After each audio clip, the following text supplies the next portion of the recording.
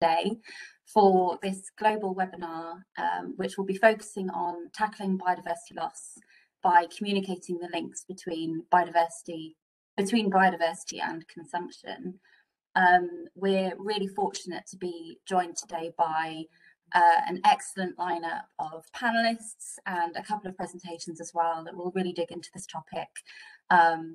A few housekeeping things. So all of the participants, you are on mute, but there is a chat box which should be on the right-hand side of your screen. So please do feel free to put in your thoughts, your questions. There'll be numerous opportunities throughout the next hour to answer those and have them feed into our dialogue. First and foremost, I'm really delighted to introduce you all to Ulf Jäkel, who will be giving us a few opening remarks for today.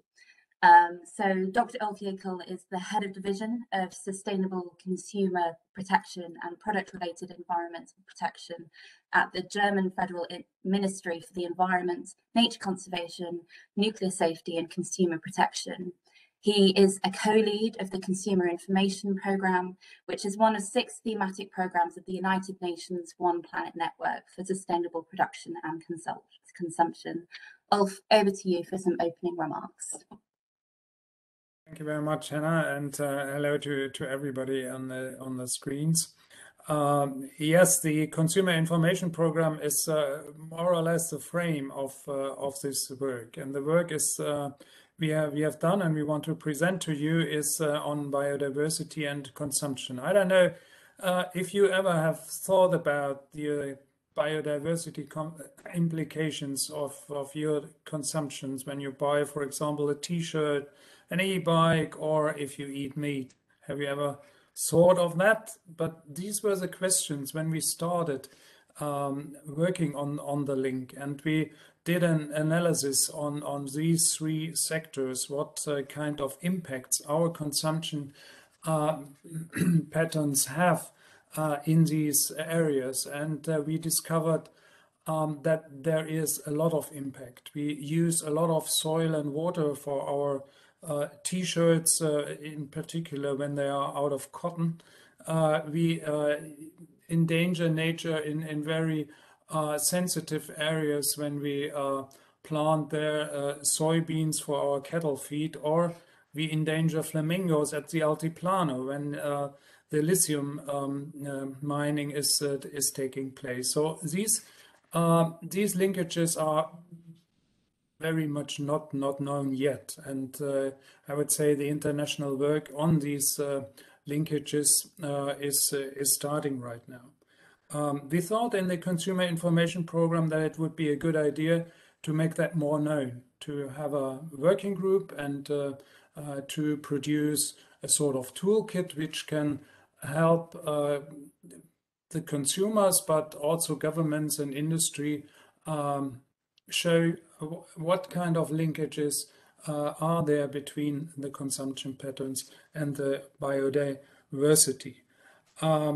Governments, retailers, industry, of course, have to set the frame for international policies in this regard. The burden is by far not on the consumer, but the relation between biodiversity and our consumption is a very, very tight one, and it's so far, as I said, not in the focus of the national or international policies, and therefore it's quite good news that the linkage of consumption and biodiversity is also taken up more and more in these fora.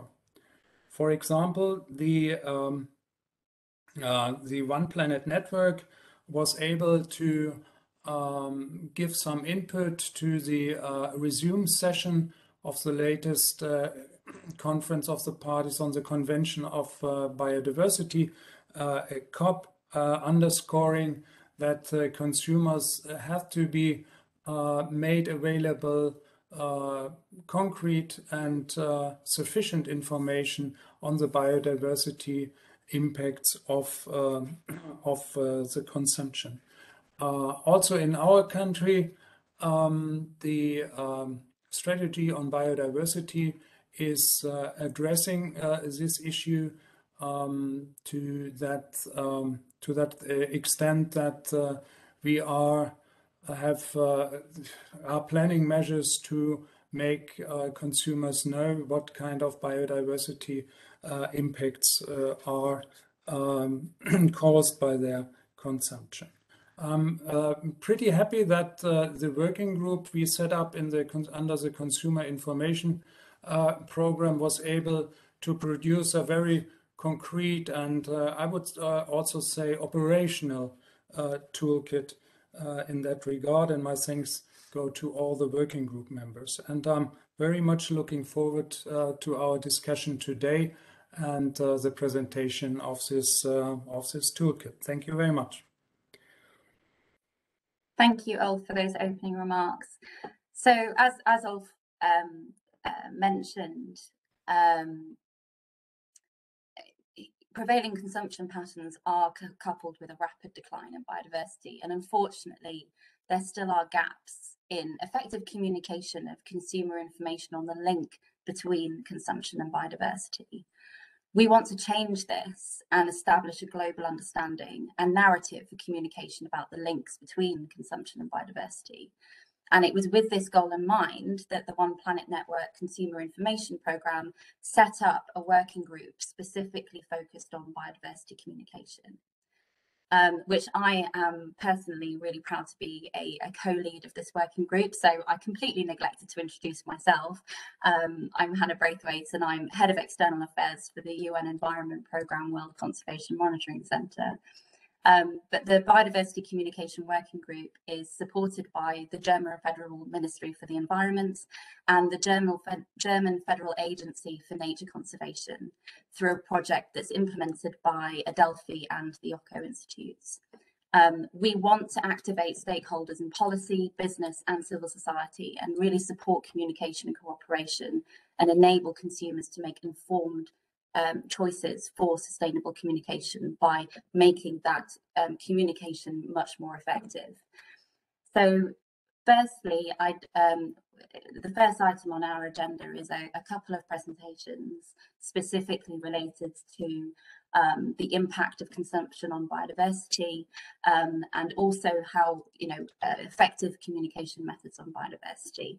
And so I'm really, really pleased to introduce Jan Christian Palania and also Ulrike Norzer, who will be giving these presentations. So Jan Christian is the head of sustainable consumption at Adelphi, which is an independent think, do, tank and public policy consultancy. Jan Christian has worked on consumption topics from various angles, from footprinting to marketing to social innovations, both on international and a national level. His favourite field, which is quite lucky considering the topic of this webinar and the work that we've been doing is on consumer information, and he is currently leading the project that supports the working group on biodiversity communication. Ulrike is an analyst at Adelphi and is focused on the topic of sustainable consumption and lifestyles. And she has a really solid background in natural resource management with a focus on food systems. Ulrike has been working on the project of biodiversity communication right from the beginning back in 2020 and has been instrumental in supporting the setup of the working group and the various materials that we have developed since its inception. So first I'd like to hand over to Jan Christian and a short presentation on the impact of consumption on biodiversity. Yeah, thank you very much for this kind introduction. And yeah, I'm starting straight away. So maybe Andrew, you could switch to forward. Yeah, and one more slide, please. Yeah, thank you. So now I'm talking about the impact of consumption and on biodiversity, and I will really rush through this presentation because Hannah asked me to do so. But there's much more to explain and to tell about this relationship, and so I would strongly recommend, if you are further interested in this topic, please have a look at our baseline report that we developed together with the colleagues from OCCO Institute, Jenny Teufel and Viviana Lopez, who unfortunately cannot be present today. But now you will just get a preliminary insight into the connection of consumption and biodiversity. We will post the link of this report after my talk, or even during the talk if my colleagues do so. Okay, so next slide, please. So what is the status of biodiversity loss in general? So 23% of the global land area is degraded. Over 85% of wetlands have disappeared since the 1970s. 32 million hectares of primary forest or recovering forest in the tropics were lost between 2010 and 2015. 25% of the species in the animal and plant groups studied are threatened by extinction if no action is taken. Marine plastic pollution has increased tenfold since the 1980s, and the destruction of coastal habitats and coral reefs jeopardizes coastal protection and increases the risk of floods and hurricanes for 100 to 300 million people. So those numbers are really devastating. But why is that? So next slide, please. So what are the causes for biodiversity loss? According to the Global Assessment Report of IPBES in 2019, land use change is the main cause for terrestrial and freshwater systems. Overexploitations of resources, climate change, emission of pollutants, introduction of invasive species are the main drivers. Hotspots of rapid and most dramatic biodiversity losses are concentrated in Central and South America, Africa, and Asia. And yeah, the impacts are also closely related to overall population and the economic growth and consumption patterns, and also lifestyle choices, of course. And now I think the last point that I mentioned really brings us closer to our topic of today. Next slide, please. So how is consumption and biodiversity loss interconnected? So the prevailing production patterns and the growing demand for consumer goods and services are directly related to the main causes for loss of biodiversity and ecosystem services. So why is that? In relation to the entire life cycle of a consumer product, the extraction of abiotic and biotic resources and the cultivation of biotic resources are generally associated with major losses in biodiversity and ecosystem services. Next slide, please. And also globalization is a driver for biodiversity loss because, yeah, you know, our value chains are globally interconnected. And so who's most responsible? Well, the consumption within the industrialized countries patterns are largely based on raw material extracted or cultivated in countries of the global south. And yeah, they experience serious losses of biodiversity and ecosystem services. And this development is particularly alarming because those countries in the global south are generally richer in biodiversity hotspots and other countries. Next slide, please. And yeah, now we are having a look which fields of consumption areas are particularly relevant. Several studies state that food consumption is the one major cause for biodiversity loss at a global level. So there's a huge need for action there. But of course, it should be noted that also other consumption areas like mobility or information and communication technologies are relevant. But there is still a lack of knowledge between the interconnection of consumption patterns and yeah, the consumption patterns of specific goods and specific consumption areas. And now we will look a little bit closer at the food sector, and then we would also touch upon the other consumption areas. Next slide, please. So, yeah, the largest proportion of the environmental impact that occurs for the food and nutrition sector is at the level of production. So land use change, I've already mentioned as a general major driver.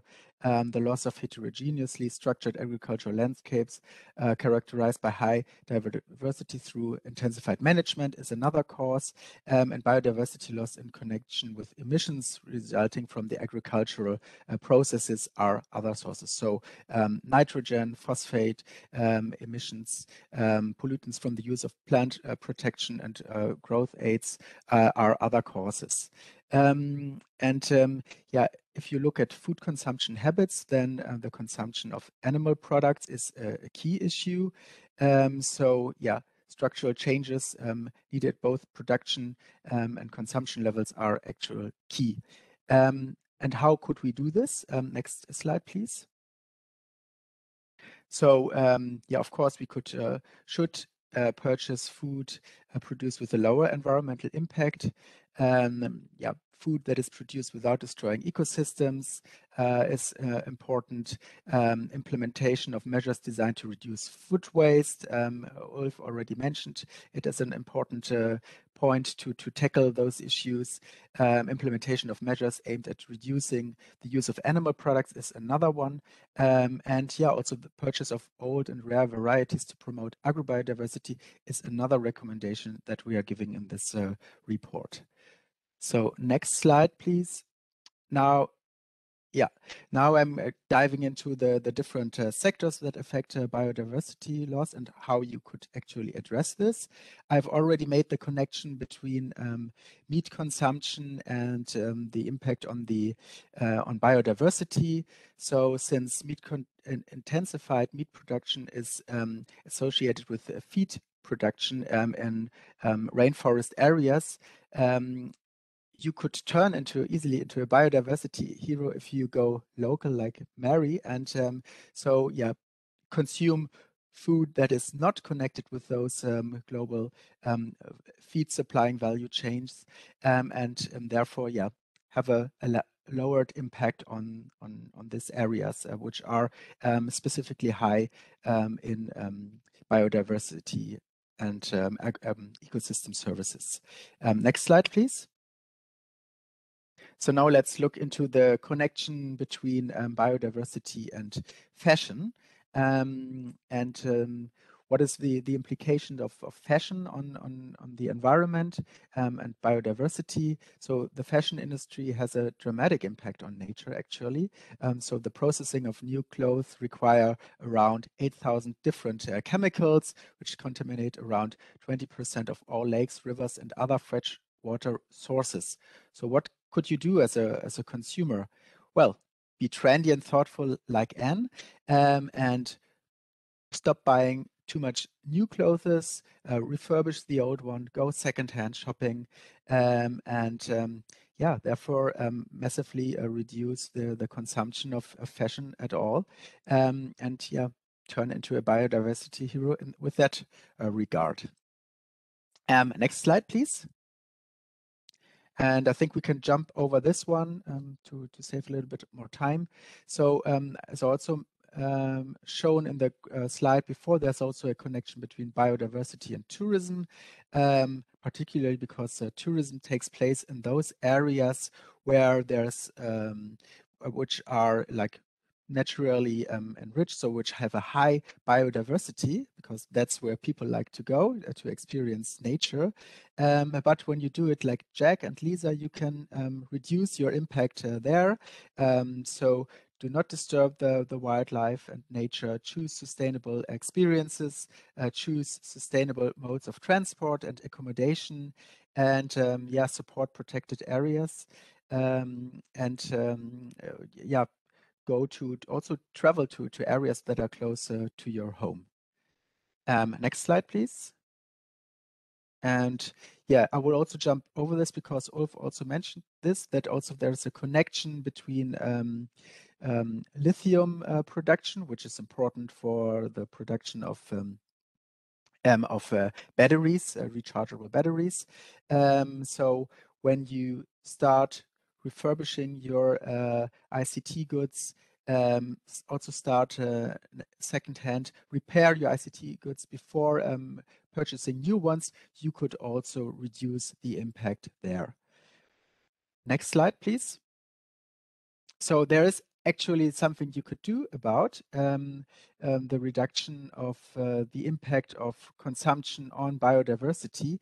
And yeah, what we think is key is the promotion of consumer information and communication, the promotion of lifestyle oriented towards more sufficiency, and also, yeah, supporting international stakeholder initiatives on biodiversity and ecosystem services. And that's actually the things that we are doing within this working group.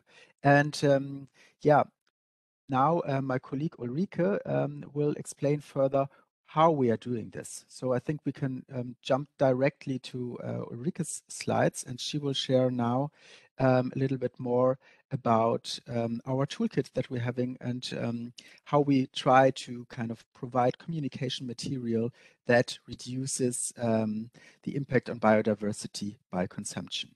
So thank you very much for your attention, and yeah, Ulrike, the floor is yours now. Thank you, Jan.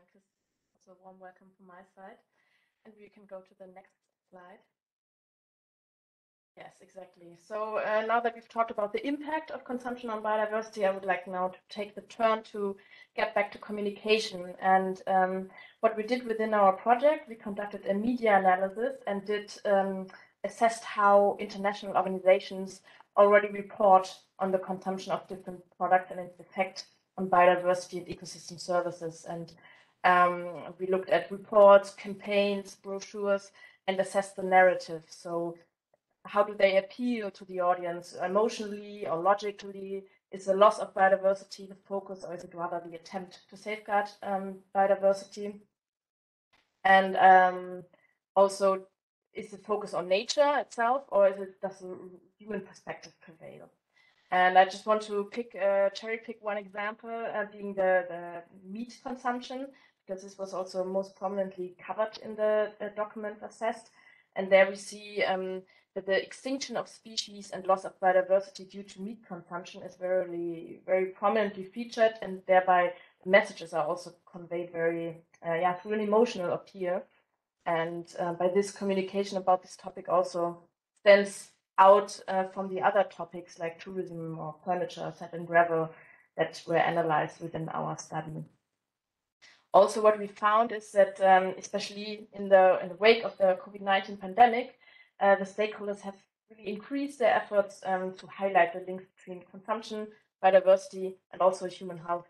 So they're putting ecosystem services more in the focus, but still it's quite underrepresented, the focus on ecosystem services.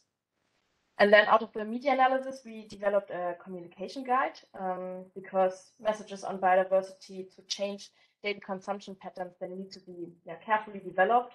What we've seen is that often these messages use too much jargon, they are filled with doom, or they are too abstract. So we developed some recommendations, and I will go through some of them with you now.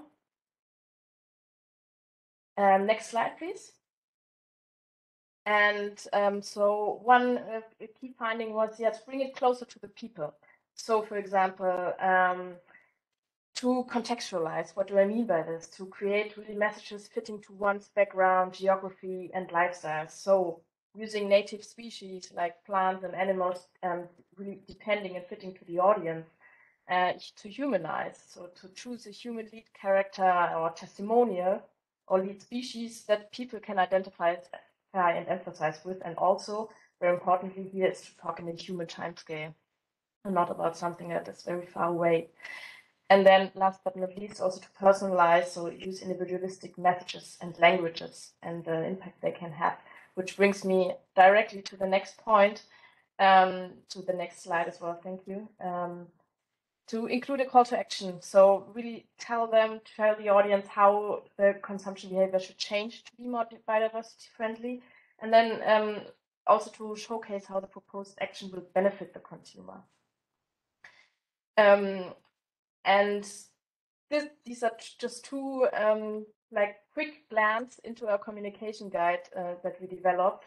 We go to the next slide, you see the whole array of various materials that we developed as part of the communication toolkit.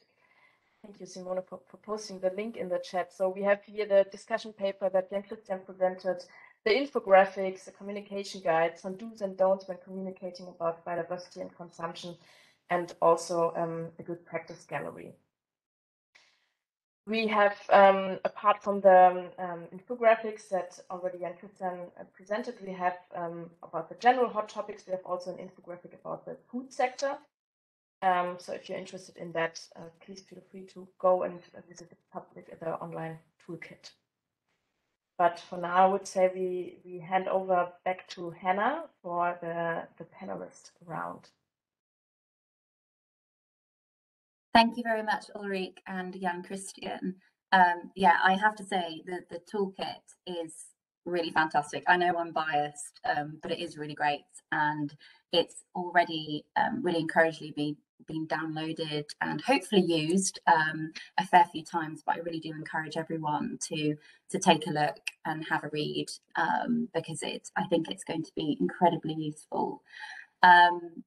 So we are now moving into a dynamic discussion with a really exciting lineup of panelists. So I have great pleasure in introducing all of them to you, and then they will be giving their sort of short remarks and then hopefully opening up to questions. So just to remind everyone who's participating that there is a chat box. So if you think of questions that you want to ask, that you want to see discussed, please do feel free to use the chat box and put your thoughts out there. So I'm really delighted to introduce to you Ana Karina Perez Oropeza. So Ana Karina is currently the strategic advisor and global advocacy lead at the Forest Stewardship Council International. She joined the council in 2010 and has several years of experience in international and multi-stakeholder processes related to forestry, sustainability, biodiversity and climate change. She was also responsible for driving the overall work for developing and updating the FSC global strategy from 2021 to 2026. Also joining us today is Emmeline Thalou. So Emmeline is the Director of Food Reform for Sustainability and Health, and she's also Interim Director for the One Planet Business for Biodiversity, which are two key projects of the Food and Agricultural Pathway of the World Business Council for Sustainable Development. Emmeline is an agronomist, and she specialises in natural resources, economics and politics. Also joining us today is Laura Villegas. So for the past 6 years, Laura has been the Global Communications and Engagement Officer at the Roundtable on Responsible Soy Association. And she has more than a decade's worth of experience in global corporate communications and media relations. And last but by no means least, we are also joined by Roberto Azofifa, who is the Chief of Sustainable Production Department at the Costa Rican Ministry of Agriculture and Livestock. And Roberto also has decades of experience on sustainable agricultural production. So a really fantastic mix of people with really impressive and slightly intimidating experience, I have to say. I'd like to open it up to each of you to kind of give some opening remarks. So Ana Karina, if you'd like to take the floor for about 3 minutes. Thank you, Hannah, for the invitation for this event and to have the opportunity to discuss the role of communications to address the links between biodiversity and consumption.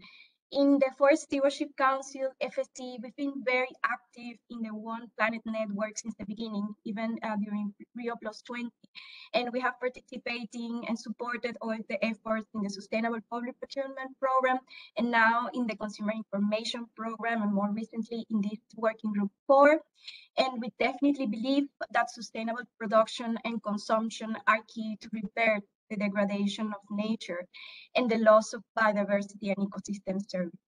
Next slide, please. I would like to start with an overarching challenge and an opportunity for biodiversity communications that is actually to meaningfully connect nature with consumption and to ensure that these connections in the value chain are real and credible. In that sense, voluntary sustainability standards include ambitious criteria, but also the ability to verify this on the ground. Next slide, please. In the case of the Forest Stewardship Council, we connect forests to market and society as well through a certification process. This means sustainability at the forest level, covering social, economic, and environmental dimensions, connects with reliable consumer communications. In our case, the most visible symbol is the FSC label that today is found on millions of products worldwide and is recognized by 50% of consumers globally, according to recent studies. Next slide. Here, I'm very happy to share this infographic developed within the Working Group 4 that Jan and Enrique also briefly shared with you, and also showing how FSC and sustainable forest management support greater diversity of wildlife than non-FSC certified forests, and giving a very concrete example of how to become a biodiversity hero. Next slide. Yeah, certainly biodiversity loss is equally as threatening as climate change, and both crises are strongly interlinked. We all know that. We've been discussing this in the working group, and for us, it's key to communicate urgency, but also an action-oriented mindset. All this while we increase the level of information, because we hear this a lot, no? There is a greater demand from consumers, from citizens to really know what's behind all these certification programs and standards.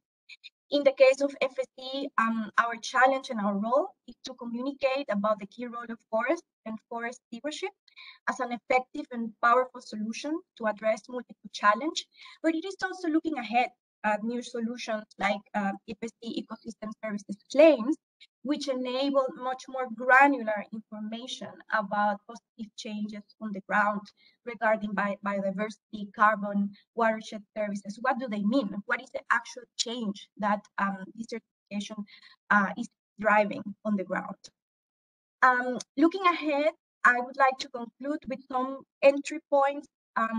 Addressing biodiversity loss, like put here, and climate change requires integrated solutions involving key players ranging from policymakers, businesses, and society more broadly.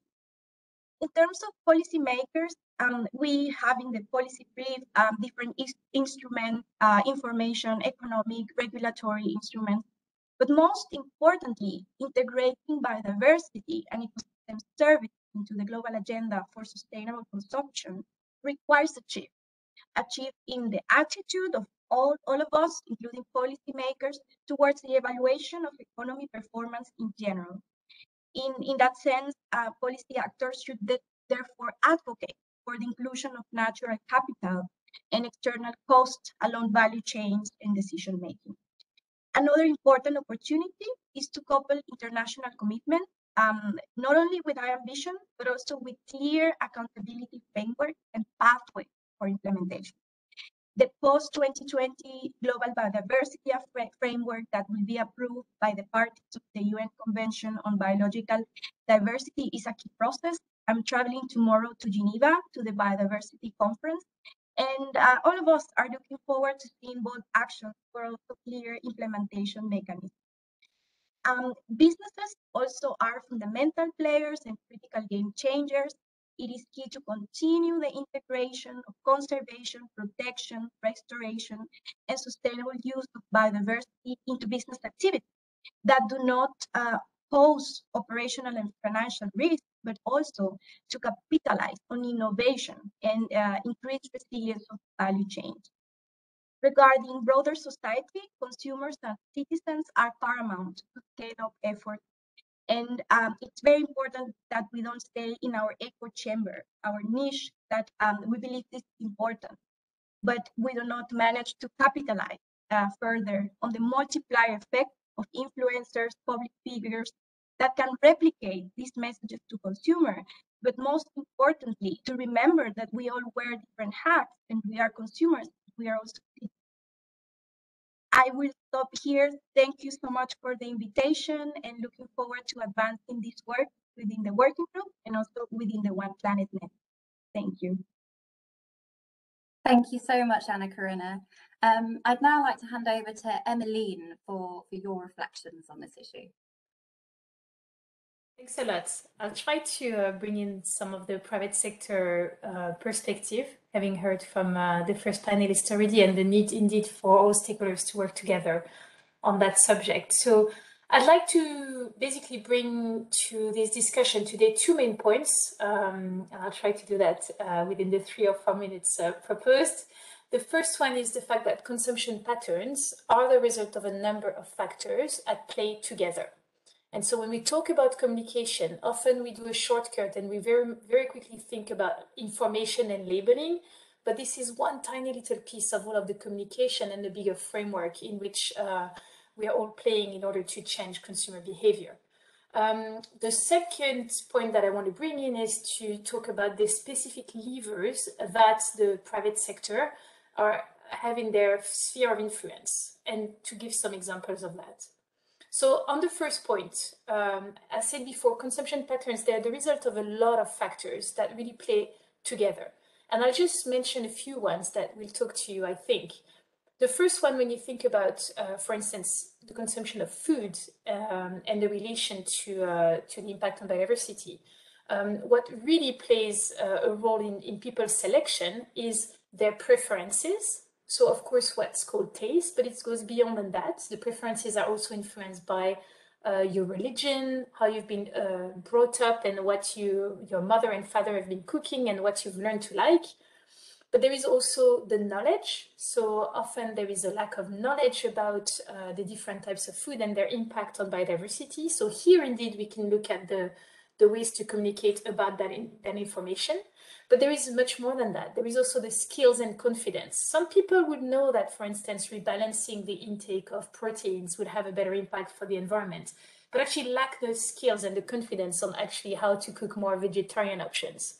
The time and the financial constraints are huge, of course, as well as the social pressure, the feeling of belonging to a group, and the pressure that you receive from that group or the other groups in opposition.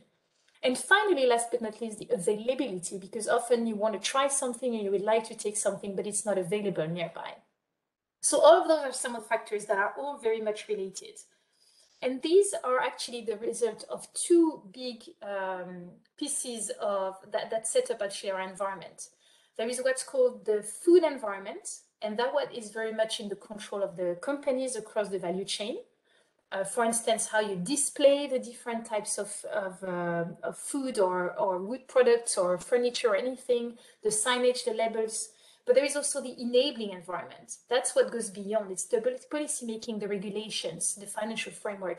And they play a huge role. If you look at, for instance, some countries have talked for a second of a tax on meat. Well, of course, a tax of meat will actually all of a sudden have a big impact on the ways that the companies are thinking in terms of R&D, of how they're displaying information to consumers, what they want to promote, etc. So there are really relationship between the two, hence the need to work across the different stakeholders.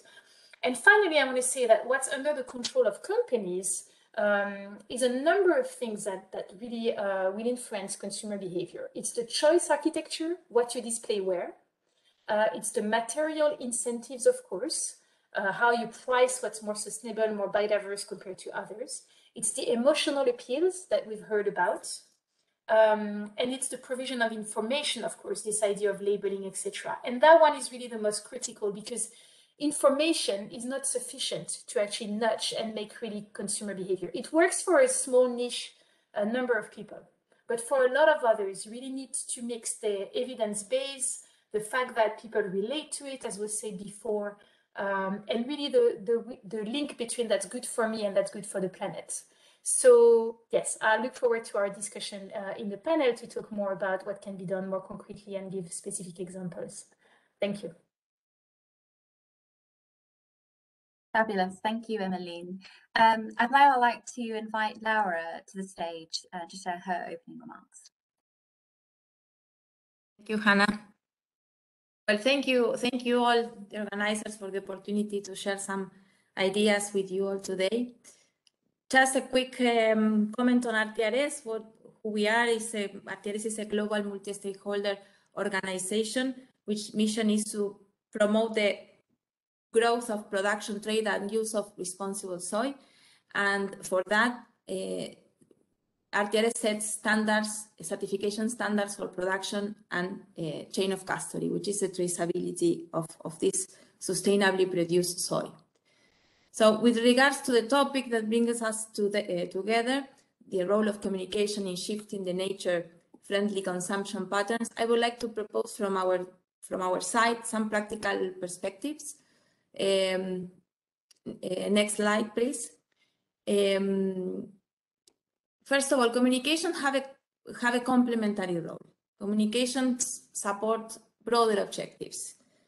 Objectives within the context of a smart mix of measures and action is not in isolation. In this case, it is about sustainability, and the universe of sustainability is not a goal itself because it's constantly moving, and all of us who are part of this universe have a share of responsibility. No? So next slide, please. In this sense, then, from our perspective, 2 remarks about the role of communication. To what extent are communication activities useful, in this case, when linking biodiversity and consumption? Well, it is useful when it builds on positive attributes, when it focuses on information. Next slide, please. And where are the limits of communication, or where are the possibilities of communications? The possibilities relies on the extent the receiver identifies with what is being communicated. The possibility of communication is when connected with the context, complex and broader. The focus is on what's possible.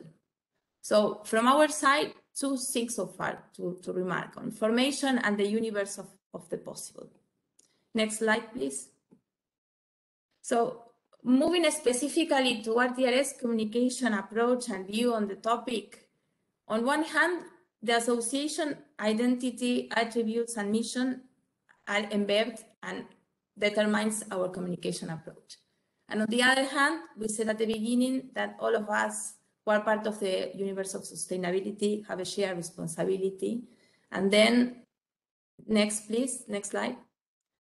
We build our communications based on the core or umbrella messages, that is Rtrs, and the standards and the tools and the multi-stakeholder space is part of the solution. It's complementary, not the owner of the truth, not the silver bullet. So in our comms approaches, we combine information with the universe of what is possible. No? The solutions, these tools. So I'm sharing here two examples of how to link consumption and biodiversity and communications. So this is one of our campaigns called Zero Means Zero. We developed this campaign based on the fact that soy production will happen, and we did not want to demonize soy production. In our view, the problem is not the soy itself, but how it is produced. So our purpose was to position that soy production and environmental preservation were not exclusive or opposites, but both a possibility happen together. So it is food and forest. It is food and human rights. It is food and worker rights. It is both. So we choose, instead of frightening, focusing on informing and showing possibilities. We believe that sustainable agricultural practices provide concrete contribution to solving sustainability issues in soy production. Then we make visible, we inform, we make available, we engage with stakeholders. In our case, it is the Rtrs certification standards, production and chain of custody. And these are the tools that enable or would enable the soy sector stakeholders to meet the growing global demand for soy, and at the same time preserving biodiversity and native vegetation, and within our holistic approach, protecting human rights. So next slide, please. The second sample is similar in this approach. It is a series, it was an audiovisual campaign called Chain of Answer series. We framed this campaign on the fact that soy is one of the world's most important crops. The global demand increases year by year.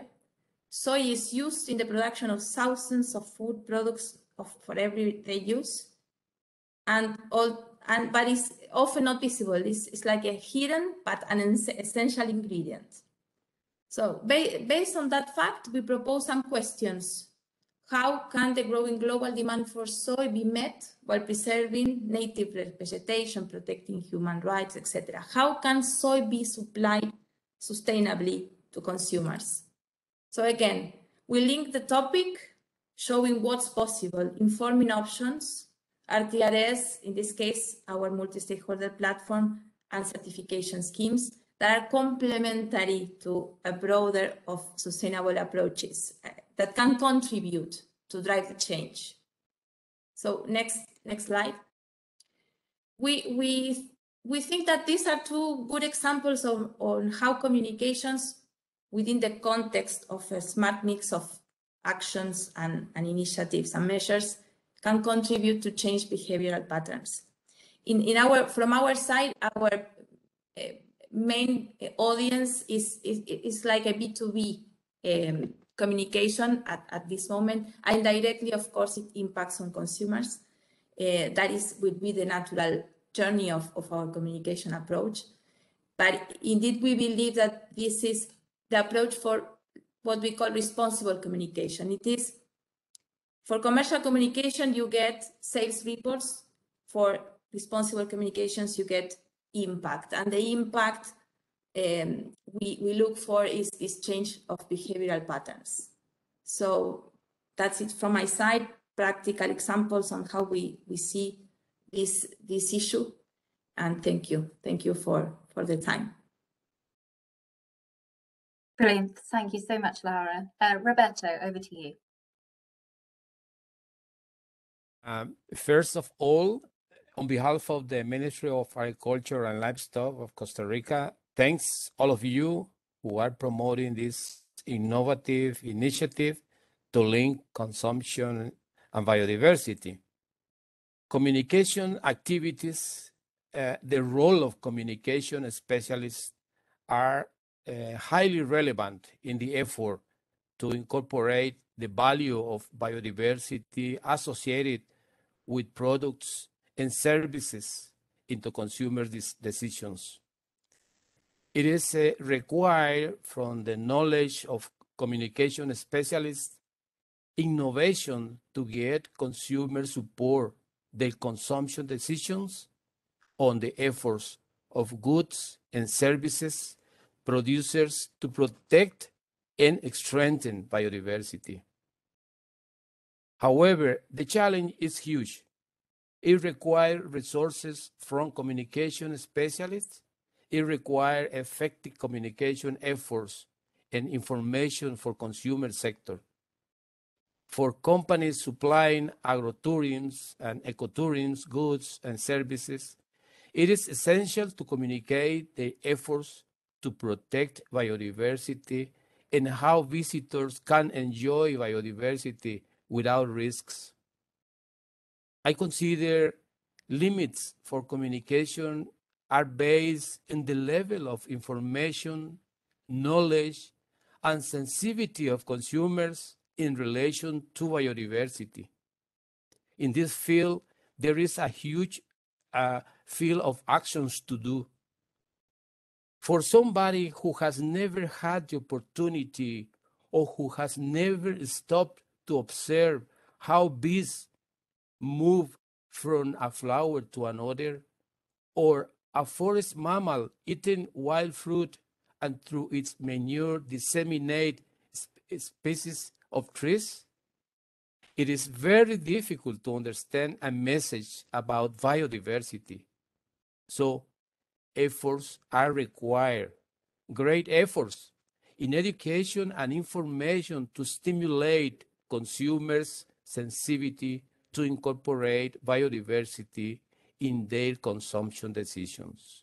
Thanks for your attention. Thank you very much, Roberto, for those reflections.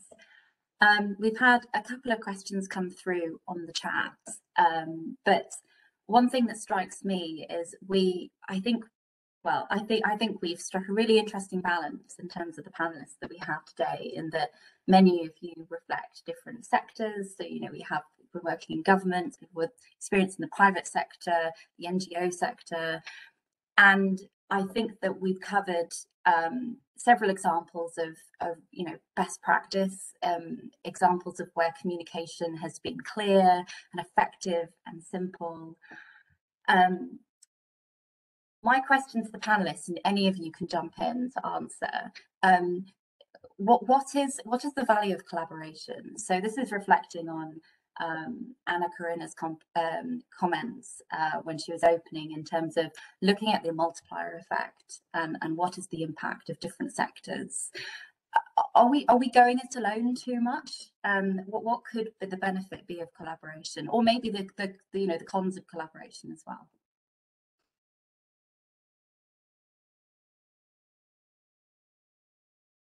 Perhaps I can jump in. Yes, please, Emily. Yeah, definitely. I think the word is collaboration, synergy. I think somehow we all have different organizations and missions, but we really need to align, because to really come as a unified front. And when I made that point about the multiplier effect, I also meant like public figures. Now you see, for example, the top 10 of people who have more Instagram followers. If we get one message right and manage that a person, a public figure, distributes that, we would go massive, no? And we are all organizations with our budgets, and somehow we have some power to influence consumers and decisions, but definitely together we can do way more. Thank you, Anna Karina. Emmeline, did you have anything that you wanted to add? Yes, thank you. I wanted to also relate this question to one of the recent comments we got in the chat about Michael Mann's more general notion of assigning or floating these consumption decisions onto consumers, as opposed to having them implemented in a more top-down regulatory manner. I would go beyond that. I think it's the responsibility of everyone, including the companies, including the policymakers, to really take the steps that are needed to transform their ways of working today. And we cannot indeed think that all of the responsibility falls on the consumers. However, there is much to be said about how you can bring in the consumers along the journey, because you need the consumer, at least as all the companies along the value chain, as your end buyer of things. But it's the responsibility of everyone to work on it. And I should not forget, by the way, policymakers, of course, given the scope of this call here, but the financial stakeholders as well are really critical, and how much they're demanding transparency on ESG, and really this is influencing what they're financing. Thank you. Fabulous, thank you, Emmeline. Laura, you have very politely have your hand up. Is there anything that you want to add to either Anna Karina's comments or Emmeline's? Yeah, I would like to build on both comments. I think, and with regards to the idea of collaboration, I think that is about multiplying the messages, information approaches, but also it has to do with trying not to duplicate efforts and keep creating different initiatives and different possibilities, but to synergize and to build on the things and efforts that are already there. There are a lot that are in reality very much aligned, looking for the same objectives. So collaboration can have really a good role in this sense. Wonderful, thank you. I think we've got time for one more question, and there was a question in the chat from someone whose name I've now forgotten, but essentially it was around measuring impact. And Laura, you covered this a little bit in your presentation, but I'd love to hear reflections from the panel in terms of how do we know if it's actually working when we're communicating all of these messages? What tells us that we've achieved our objective? I mean, from personal opinion, it is a massive challenge, and one I think that everyone is continuously working on. But your reflections on this challenge would be gratefully welcome.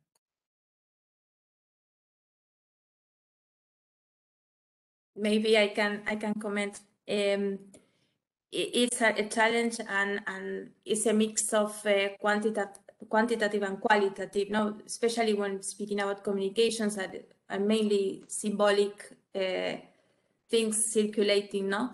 I think that in terms of the impact of the communication itself, you can measure that, especially within your channels, no?